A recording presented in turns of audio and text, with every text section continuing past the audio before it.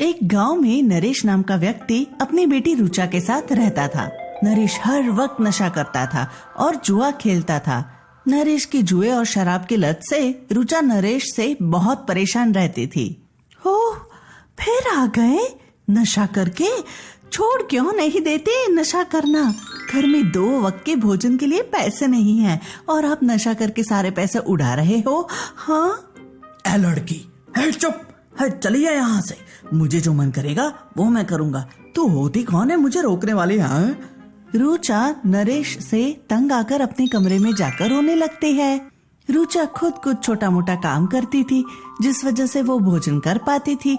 नरेश रुचा को 1 रुपया भी नहीं देता था और जितने रुचा के पास रहते वह भी छीन कर ले जाता था और शराब और जुए में गंवा देता था।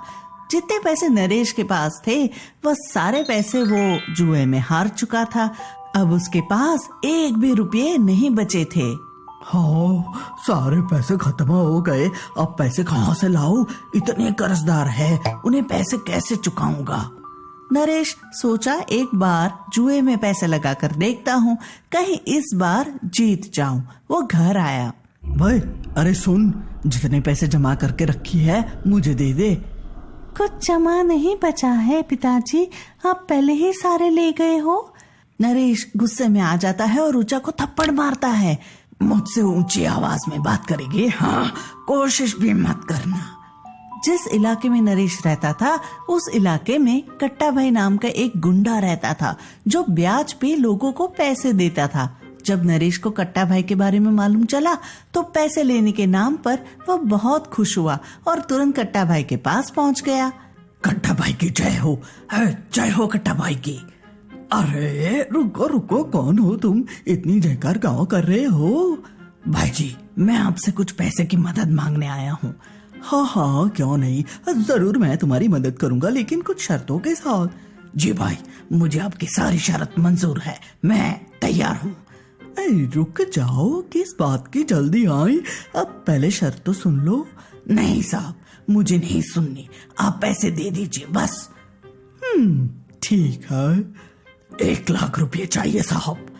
कट्टा भाई रुपए नरेश को दे देता है। 5 महीने बाद मुझे सारे पैसे चाहिए और हर महीने ब्याज भी चाहिए। जी ठीक है, मैं तो 5 महीने से पहले ही आपके पैसे लौटा दूंगा। नरेश जुए के अड्डे पर पहुंचता है। अब तो एक बार में ही जीत कर जाऊंगा। इतने पैसे लाया हूँ कि इस बार तो तुम लोग मेरा कुछ नहीं कर पाओगे। जीतने के बाद सभी उधार वापस कर दूंगा, बस देखते जाओ सभी। कई बार जुआ खेलने के बाद भी नरेश सभी में हारता चला गया और उसने कट्टा भाई के सारे रुपये गंवा दिए। अब क्या करूंगा? कट्टा भाई तो मुझे मार ही डालेंगे। सारे पैसे तो डूब गए। नरेश कट्टा भाई के पास कई महीनों तक नहीं जाता है। कुछ महीने गुजर जाने के बाद कट्टा भाई ने सोचा कि वो खुद नरेश के घर जाएंगे। नरेश अपने घर पर ही था। रुचा खाना बना रही थी, तभी दरवाजा खटखटाने की आवाज आई। अरे, कौन दरवाजा पीट रहा है? अब रुक जाओ, आ रहा हूँ। नरेश दरवाजा खोलता है और सामने कट्टा भाई को देख कांपने लगता है। अब भाई, आप यहाँ क्यों आ गए? अब मैं खुद ही आपके पास आने वाला था।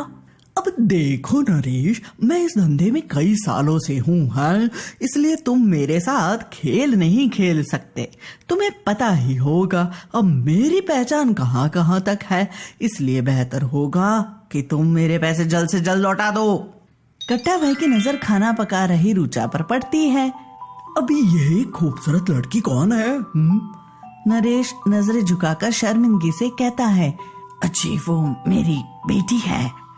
बहुत बढ़िया, याद रखना अगर तुमने पैसे नहीं लौटाए तो मैं तुम्हारी बेटी को उठा कर ले जाऊंगा। इतना कहकर कट्टा भाई चले गए। नरेश सर पकड़कर बैठ गया। उसे कुछ समझ ही नहीं आया कि वो क्या करे। कट्टा भाई की बात सुन रुचा बहुत डर गई थी। ये सब क्या हो रहा है पिताजी? अब मैं क्या बोलूं? मैंने अब सारे पैसे गंवा दिए जुए में, इसलिए वह आए थे। तो क्या इसका मतलब आप मुझे इनके साथ भेज देंगे? यह सुन नरेश कुछ नहीं बोला। लगातार रुचा के दिमाग में कट्टा भाई की बातें ही चल रही थी। कुछ महीने और बीत गए, लेकिन नरेश ने पैसे नहीं चुकाए। कट्टा भाई वापस से नरेश के घर आया। कुछ देर बहस के बाद वह रुचा को अपने साथ लिया और जाने लगा। छोड़ दो, हाँ, छोड़ दो मुझे, कहीं नहीं जाना मुझे। रुचा ने कट्टा भाई के हाथों पर जोर से दांत से काटा।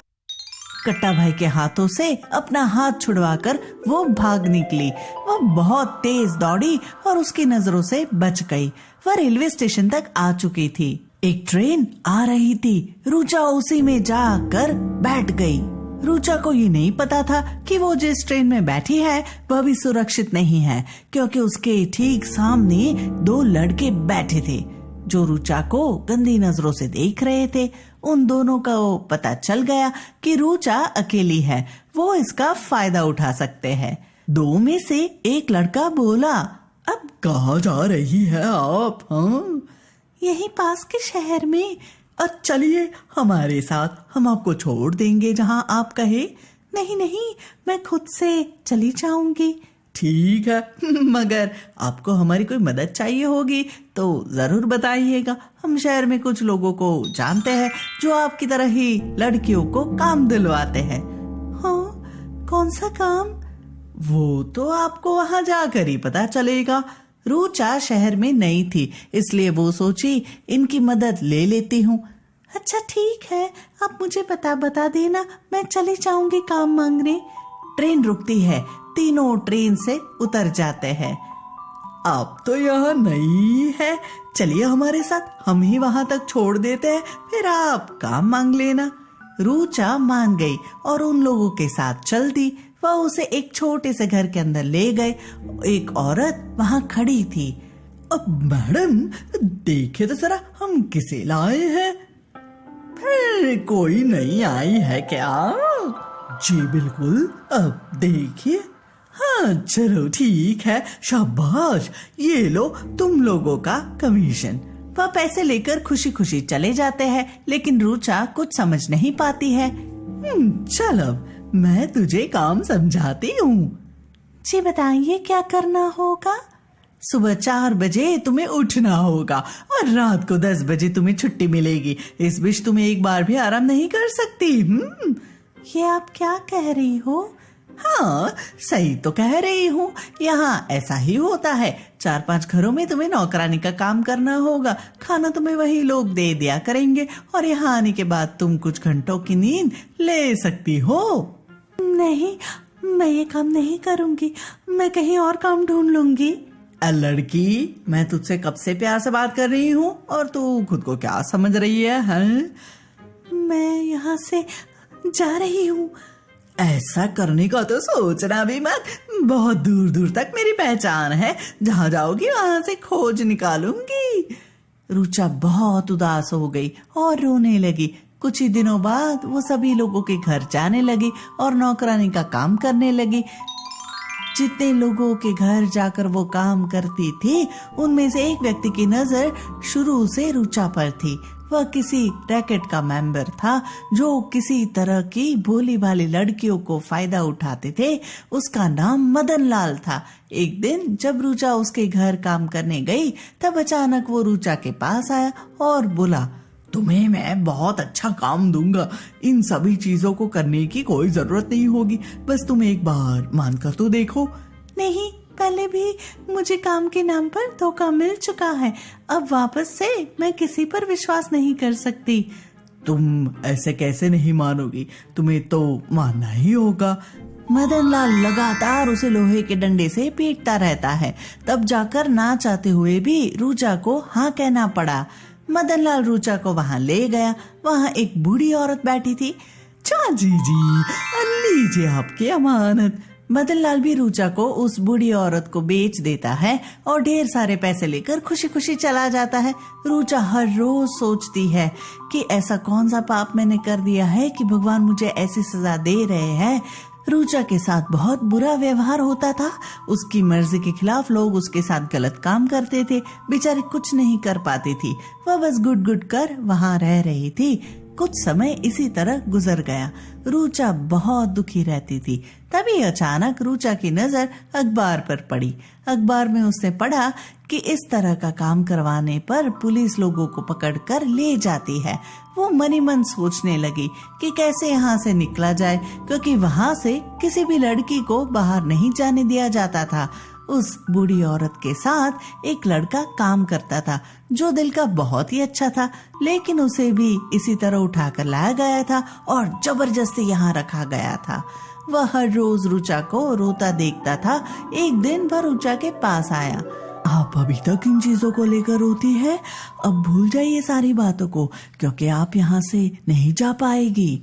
सिर्फ मैं क्या, हम सब यहाँ से निकल सकते हैं। मगर कैसे? रुचा सारी बातें उसे बताती है।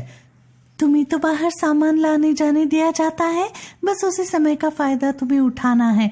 किसी भी तरह एक मोबाइल का इंतजाम करके ले आना। हम इन लोगों की करतूत रिकॉर्ड कर लेंगे और पुलिस को दिखा देंगे। वो मान गया और मोबाइल लाने के बाद सभी सबूत रिकॉर्ड करने लगा। रिकॉर्डिंग हो चुकी थी। अब रुचा के पास पुख्ता सबूत थे। रुचा मौका देखकर उस लड़के की मदद से वहां से बाहर निकल गई और तुरंत पुलिस के पास जाकर सारी सच्चाई बताई। पुलिस सबूत के साथ वहां पहुंचा और सभी को गिरफ्तार कर लिया। रुचा ने उन लोगों को पकड़वा दिया। रुचा ने अपने मालिक की सच्चाई भी बता दी। पुलिस ने उसे भी पकड़ लिया। अब रुचा के साथ साथ बाकी लड़कियां भी उस चुंगल से आजाद हो चुकी थी। पुलिस ने सभी को सुरक्षित महिला आश्रम में भेज दिया। सभी अपने अपने जिंदगी में आगे बढ़ने लगे। रुचा भी धीरे धीरे पुरानी चीजें भुलाने लगी और नई जिंदगी में खुशी खुशी रहने लगी।